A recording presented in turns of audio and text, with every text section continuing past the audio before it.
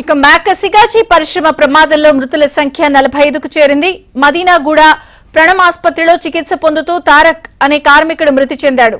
ఇప్పటికి 8 మంది ఆచూకీ ఇంకా లభించలేదు. ఇక సిగాచి ప్రమాదానికి సంబంధించిన లేటెస్ట్ అప్డేట్స్ పరశురామ్ అందిస్తారు. పరశురామ్, సంగారెడ్డి జిల్లా పటాన్చెరు మండలం పాశమైలారంలో సిగాచి ఘటనలో జరిగినటువంటి ప్రమాదంలో మృతుల సంఖ్య ఇంకా పెరిగింది.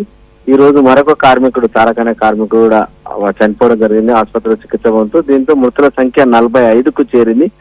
ప్రమాదం జరిగి ఈ రోజుకు 15 రోజులు అవుతుంది. 15 రోజులు అయినప్పటికీ కూడా ఇంకా మృతుల సంఖ్య పెరుగుతున్నటువంటి పరిస్థితి మనం చూస్తున్నాం. ఇంకా కూడా సుమారు 14 నుంచి 15 మంది కూడా వివిధ ఆసుపత్రిలో చికిత్స పొందుతున్నారు. వారిలో ఒకరిద్దరి పరిస్థితి కొంత విషమంగా ఉందని చెప్పి వైద్యులు చెప్తున్నటువంటి పరిస్థితి ఉంది. అయితే ఈ ఘటనలో ఇంకా 8 మంది ఆచూకీ ఇప్పటి వరకు కూడా తెలియరాలేదు. వారికి సంబంధించి 3-4 రోజుల క్రితం జిల్లా అధికారులు తాత్కాలికంగా తక్షణ సహాయం 15 లక్షల చొప్పున అందించి వారిని స్వస్థలాలకు పంపడం జరిగింది. అందుకు సంబంధించి కొంత 3 నెలల తర్వాత వాళ్ళకి సంబంధించి అప్డేట్ ఇస్తామని చెప్పడం జరిగింది. అయితే ఏదైతే గాయపడ్డ వాళ్ళు ఉన్నారో గాయపడ్డ వాళ్ళందరికీ కూడా కంపెనీ యాజమాన్యం తరఫున ఖర్చులు చెల్లిస్తూ ప్రైవేట్ ఆసుపత్రిలో చికిత్స చేయిస్తున్నారు. వారిలో విషమంగా ఉన్న వారికి ఇంకా మెరుగైన చికిత్స కూడా అందిస్తామని చెప్పి చెప్తున్నారు.